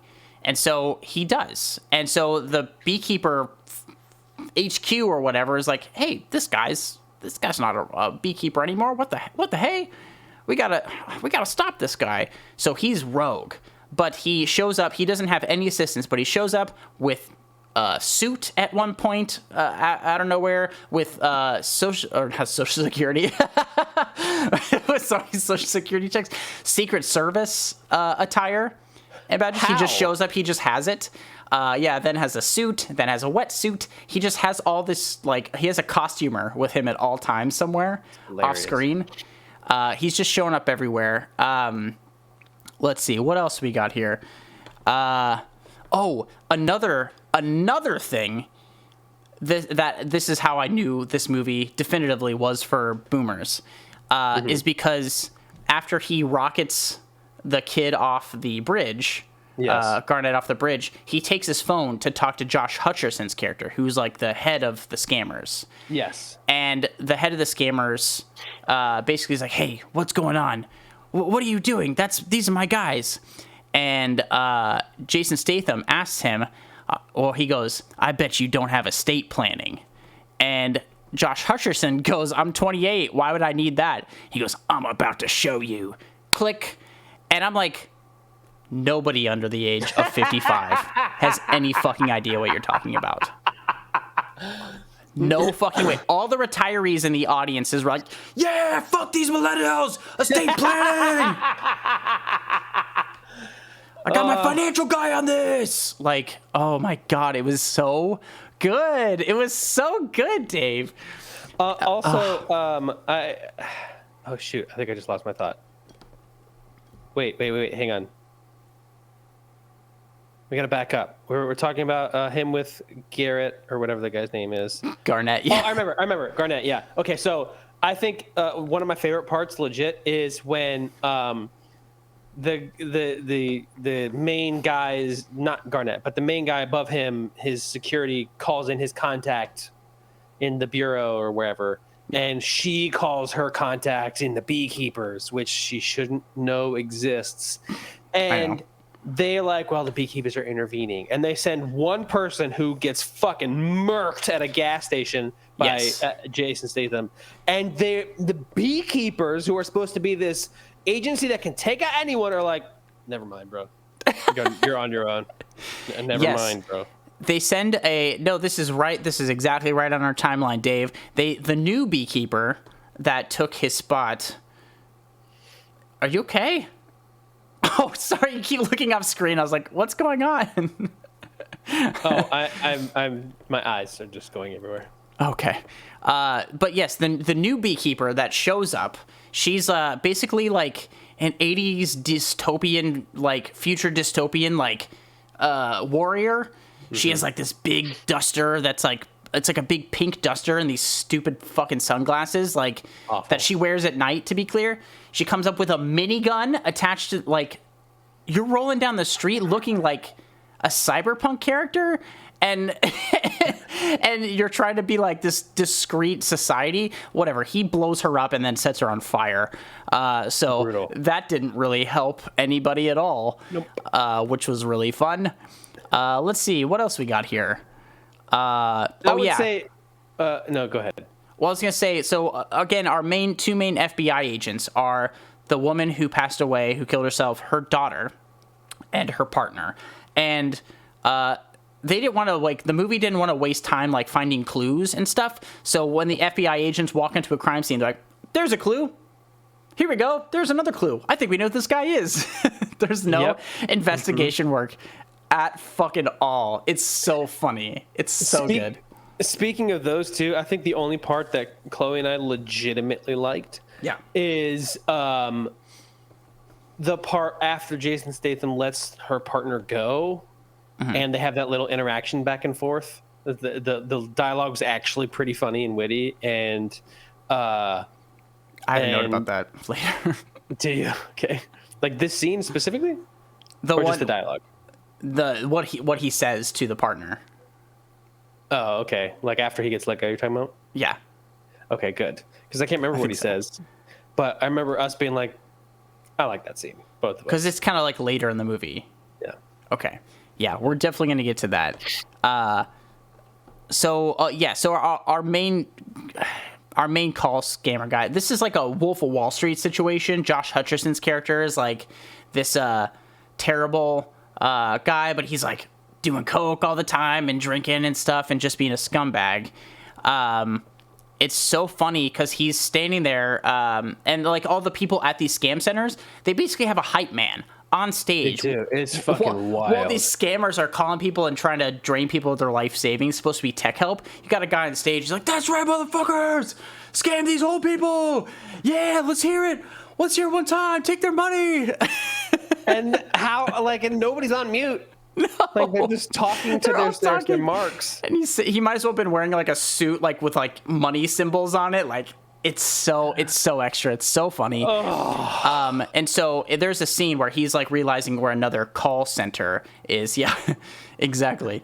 He realizes where another call center is. So the FBI is there with like a like militia or like kind of army looking people, and then there's the actual scam people. They hired like private security. Well, guess what? Jason Statham has no loyalty to nobody because he just approaches the SWAT military members and he's like, "Oh, actually, the Beekeeper's probably going to be coming in from here, and you can apprehend him here." And they're like, "Wait, who are you? Hey, mister, who are you?" As he walks into like private military zones, and he's telling them that, which the writer thought was really cool. And they're like, "Hey, who's this guy? Are you the guy? Oh, look at this picture. That's our guy." And then he beats all 8 of them up who are huddled together, beats all of them up. My favorite part of that is that there's dudes in the background just standing there. They're like, Not even. They're just standing. They're like literally just like. Mind my own business. It's so good. So he beats them up, and he just beats everybody up. One thing is for sure, he will beat everybody up. And so, as I mentioned before, one of my favorite things about this movie is how Jason Statham just appears places. They don't show him there, how he gets to there. He doesn't show. It's almost like comedy shots every time, because you get to a new scene. He was just driving. He just like left the scene where he like set something on fire and killed 15 men, and then we cut immediately to like, I don't know, across the country where they're like at this gala or whatever, and he's just like coming out of the vents. Like, how did he get there? How did he get there? And like, I don't need to like see his like, I'm gonna get on a bus. I don't have no transportation. I'm gonna stop by the Goodwill and buy a suit or whatever. I don't need that. But how does he like transport? I don't know. It's funny every time. It is funny. So he just rolls up. He obviously beats everybody up at that scam center. Everybody, and it's this scene, I think, where the FBI agents kind of catch up to him, and apparently Jason Statham is a beekeeper, and he's also Santa Claus, because he tells the FBI agent, her partner, he holds him up and he's gonna fuck him, he's gonna kill him, and he's like, hey man, don't hurt me, I got kids. He goes, I know, one's 3, one's 8, and one's 10. And sets him down. And I was like, he's fucking Santa, too. How do you know this? How do you know this? That was insane. I'm like, why? I almost pooped my whole pants. It's so good, Dave. I'm so sorry. This is just, it's amazing. This is cinema, people. And so he also finds that middle manager, the hype man, too. And he is not like beating him up. He holds him down. He's taking a stapler, for like a desk stapler. He's like whack, whack, whack, whack, whack, whack. Whack, whack, whack. It like makes this like puny weird little sound. It's like whack, whack, whack. Just keeps hitting him with a stapler a bunch over and over. Like, you can make this stop. Yeah, and the guy's like, please stop. He's like, whack, whack, whack, whack, whack. It's so funny. It's so funny. It's really comedy. Funny. And so. Guess what? We're finding out more information now, Dave, because Josh Hutcherson, he's at the top of this call center scam thing, this enterprise, if you will. Yes. But he's not really the head of it, because he was given this company by his mother. And you know who his mother actually is? The president. Exactly, Dave. The president of the United States of America.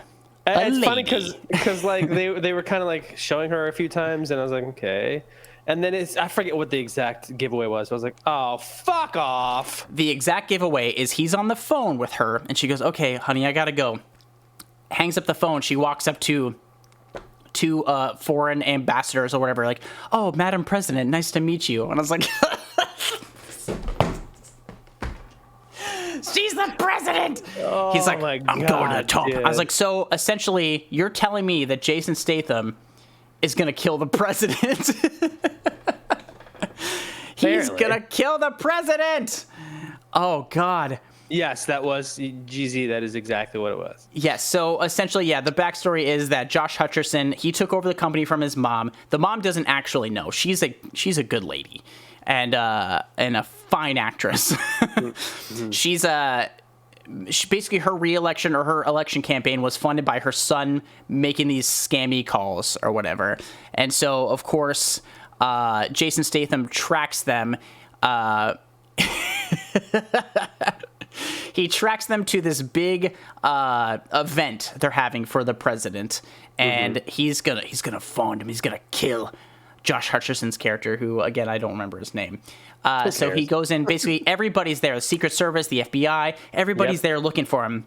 But Jason Statham, meanwhile, turned from had a Secret Service agent's like gear on.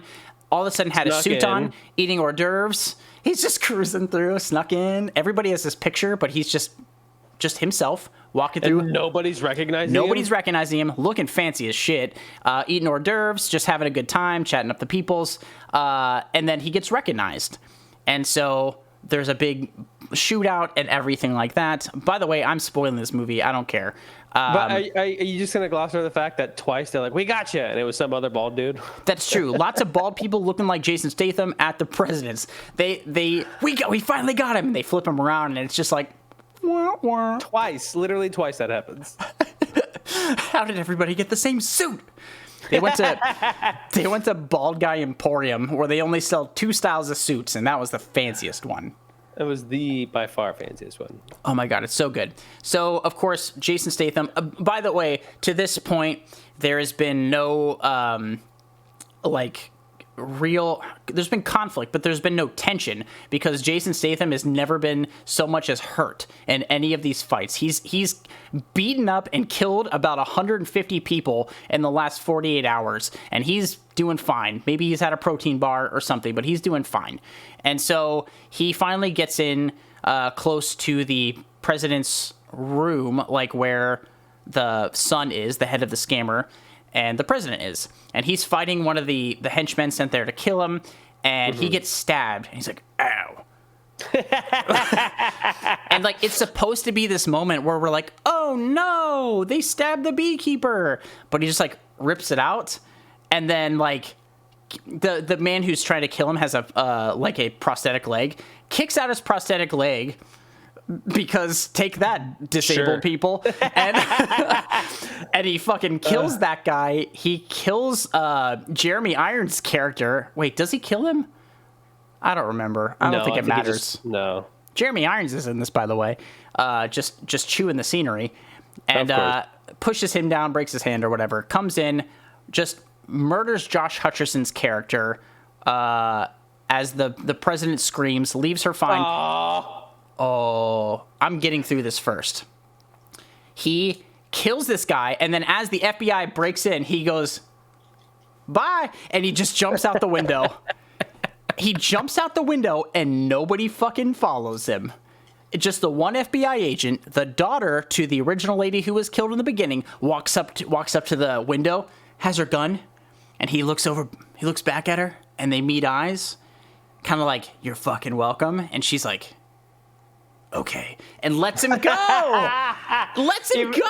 Even though earlier in the movie she's like, I'm not gonna let him go. She's like, I can't let him go. And we all know she was gonna let him go. We knew this. They set this up. But he's like, great. And so he hops over the wall down onto the beach as like the fucking military, everybody's sweeping into the thing. He unburies a wetsuit, even though he's been stabbed by a blade that fucking big. It should have come out his back. And he's probably just has sepsis. He's bleeding internally. And he's like, oh, fuck it. I got a wetsuit. It's real tight, so it'll keep me all patched up. And so he zips up his wetsuit, puts on his goggles. He's like, I'm the beekeeper. Goes underwater. Roll credits. Good Lord. I can't believe this movie. I can't believe it's a fun time for boys and girls. It's a fun time for grandma. It's a real fun time if you have an estate planning merchant. It's a real fucking hoot there, dunking on these millennials. It's great. So yeah, I love this. I love this movie. 10 out of 10. No notes. Except for Nico time. It's time. I don't know what color this is. Just kind of this grayish. Mine's white, and I'm scared. I know white's not good.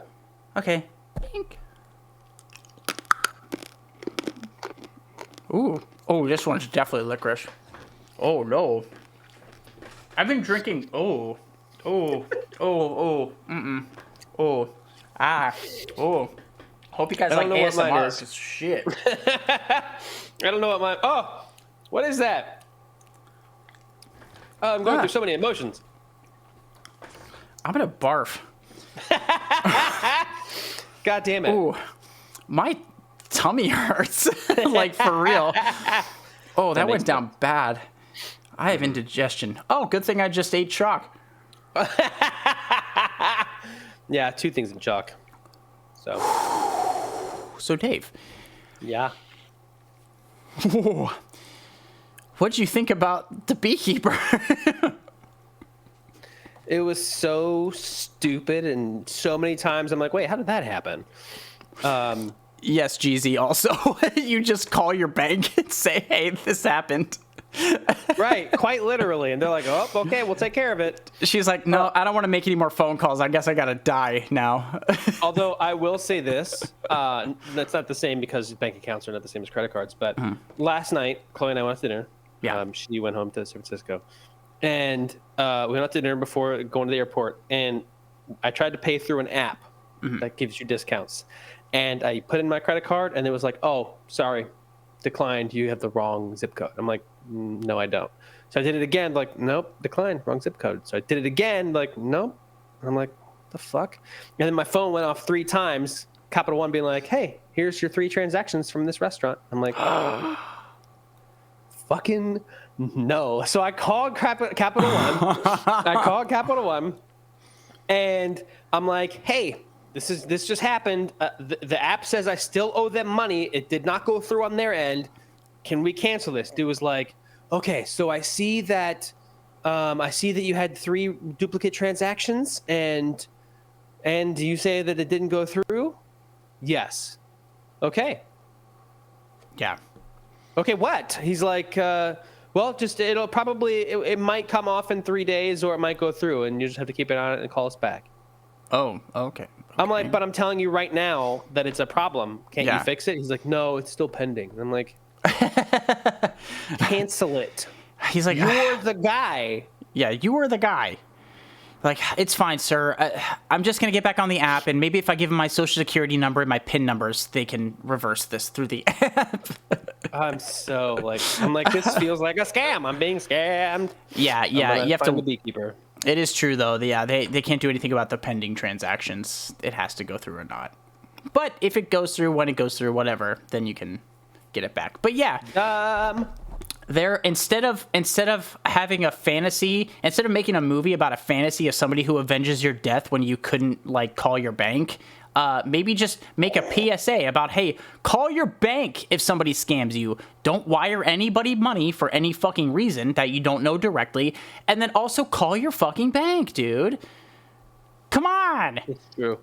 Don't give anybody your passwords. Yeah. Don't do. You know what? Just don't do anything. How about that? Yeah, don't give any information to anybody who has called you. Ever. It's true. They say if someone calls you asking for like information, don't give it to them. But if you've called them, then yeah, give it to them. Yeah. See, I got a text the other day saying, hey, there's a big problem. You need to call us. Here's the number. Call us and give us your bank info. I was like, cool, I'm making the call. This seems legit. You're right, Dave. Thanks. Well, okay, that's phishing. My car got repossessed. I mean, like, if you're calling your bank for something you know about, you son of a bitch. They're about to evict me. Are you not supposed to believe text? I just met George Bush through text. Got the wrong number. Turns out, very close friends. I'm still waiting for that Nigerian prince to send me that money. I'm about to start a D&D campaign with old G-dubs. Oh, boy. Well, yeah. So, Dave, any dislikes for The Beekeeper? Not a single one. Not one. This movie, I'm hopping into recommends here. This movie is for real, like, legitimately a recommend. If you can stomach weird, bad, insane movies, this is funny. This is not a good movie, but this is a really fun movie. You should watch this with your friends, have a couple drinks or smoke or whatever you want to do, and just hang out, chill, and watch this movie. It is so much fun, and I loved it. I had a blast with this movie. I like this so much more than Twisters. Yeah, I literally, I think I agree. I think I recommend it because it's one of those. It's so bad, it's funny. It is. It is just. It's ridiculous, and it's not tongue in cheek. This movie takes itself very seriously. It's very principled, and it is so funny, dude. I really really enjoy it. First off, I didn't hate on you for liking the Meg because I haven't seen the Meg. Maybe Dave hated on you for it, but that wasn't me. I don't remember. Dave's like, I hate on a lot of people. I don't know. Could have been me. Might not. It's true. Might not have been. It's true. But Yes, no, like, okay, to be clear, I'm making lots of jokes and laughing at this movie because it is very stupid. But of course, like, I don't feel sympathy, or I feel sympathy for an old person getting scammed. That sucks. Like, in real life, that sucks. This movie did not make me, like, it felt so insane and, like, rash. Like, she's, like, Felicia Rashad is a great actor.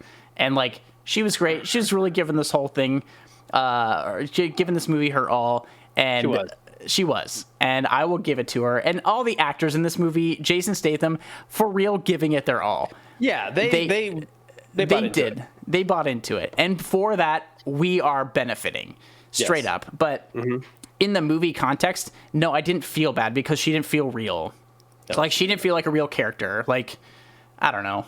Maybe that's cold of me, but I could not take this movie seriously from the jump. No, I could not either. I did not take it serious at any point, which I think is the reason why I didn't yeet myself into traffic afterwards. Fair enough. Because I'm telling you, there's movies like, okay, that's one thing that will make me cry. Yeah, she was a plot device. Like, she was just the inciting incident for this thing. But if you want to get me crying, like ugly crying, break an old person's heart or something. Like, show me a video of like a grandparent who like made a full like kitchen of food and like their grandkids didn't show up or something. I will bawl my fucking eyes out over that kind of stuff. Those are real people. Yes. And there's movies that can get that emotion out of me. I have to skip through the opening of Up, the Pixar movie Up. I have to skip the opening sequence because I cry every time. This did not evoke that from me. Nope. It didn't even try. It just felt like shorthand, like, hey, you guys are old. We're all old that are watching this movie. This is for old people. You know what this is like. You get it. This sucks. I literally was like, when it happened, I was like, call the bank. Me too. I was like, just literally call somebody. If you're not sure if you're talking to a legitimate person or not, hang up. Hang up. Yep. Period. Just hang up. No, scammers usually won't call you back. They usually won't. Even the IRS scammers, like, oh, you cannot hang up this phone call unless you go to Walmart and get us an iTunes gift card for $60. You cannot hang up or the FBI is going to get you. Hang up. Hang up. Yes. Hang up. Just hang up. So, oh, okay, I see. Well, okay, to be fair, the big corporations, you say they pass it on to the regular consumer, but they don't. They have insurance. Insurance pays for it, and their premiums go up, but that insurance doesn't then punish the other people. Nobody in those bank heists or casino heists or whatever heist movies, the regular people don't get fucked out of their stuff. Because even banks, they are usually federally insured. Yeah. And not like your taxes then now pay for all the money they stole. It's insured, like insurance. Yeah, it's insured. It literally doesn't hurt anybody. And so, yeah, like, first off, fuck corporations. If they're charging you more because some people stole from them or scammed them or whatever, that's them. They got their money back. They're fine. They're just using that as an excuse to fuck you over as a consumer. It's true. I have no sympathy for giant corporations and people, whatever. If you're stupid enough to click a phishing email or whatever, and your giant Walmart corporation, if you're Amazon, you get scammed out of $500,000. I don't care. I don't give a fuck. Actually, it is when they scam personal people. Actual people are losing their livelihoods and money. I can connect to those characters because I'm a person. and we all in this society it's capitalism, baby. We gotta have money to survive. And so fuck these assholes. And they're also they're a corporation, but not they're a data mining company or whatever. And so fuck them anyway. Data miners are garbage. And whatever, it's not affecting real people. It's affecting the CEO's $20 million bonus. Now he gets a $19,875,000 whatever bonus instead. He got $40,000 knocked off his $20 million bonus, and guess what? I don't give a shit. Right. I don't care at all. Fuck 'em. So now, yes. Blake, if you will step down from your soapbox. Sorry. We can finish off this. I have strong feelings. We can finish off this segment. I'm with you for sure. Just to be clear, I was just joking about the soapbox thing. I am with you. That obviously we're rooting against the corporations in both movies. It just happens that they are on different sides of the heist coin. In your question there, GZ. So yeah. Anyway. Yep. No, I agree with you. But big recommend for me for this. It's a delightful time. It's a laughing recommend for me. Like, okay, yeah, go ahead and watch it. Yeah, again, I would never say this movie is so good, you're going to love it. But I'm saying, like, this movie's so good, you're going to love it, dude. It's so good. It's so insane. And I think it is a fun watch. It is literally so much more compelling than Twisters. So watch it, whatever. You could probably stream it they're probably giving this movie away. I don't know. Watch it somewhere. Yeah, it's like a train wreck. It is. And it's daggone hilarious the whole time, Dave. So it's like a clown car train wreck. Lots of honks, lots of latex. So Dave, what else we have going on here? Well, we are going to be starting production on season 5 here soon. And I think we're kind of back to streaming. I don't know how often it's going to be, but we are going to do streaming again. So yeah, that's albeit what we got. Potentially inconsistent, but we're trying to be on here every couple weeks or so. You know, trying to see new stuff, hang out with you guys because this is so much fun. I always have a good time. Yeah. And so yeah, if you like that kind of stuff, you can give us a follow or a sub here or whatever. If you like rewatching these, you can rewatch them on YouTube, but also our show is on YouTube. You can listen to the podcast wherever you get your podcasts, where we take two movies of the same genre and pit them against each other for no real reason other than having a good time. It's just cause. It's true. You can listen to it in audio format, but you can also watch it similar-ish to how you see us right now on YouTube. It's about an hour-long show, and you can give us a sub there or whatever. We don't want your money, but we would love your time. We don't make money doing this. No, we don't. Yeah, we've never made money doing this. But we appreciate you guys hanging out. It's true. We love Icky, you. John, Hawk Rules, GZ, thanks for showing up, man. Always good to see you. Pizzas is gone. Dabs, if you're still here, hey, what's up? Who else we got on here? Pegsters, if you're out there. That's the real one. Love you, girl. But yeah, thank you guys. And I love you. Love you. Good night. Bye. Maybe. I don't know. Okay, bye.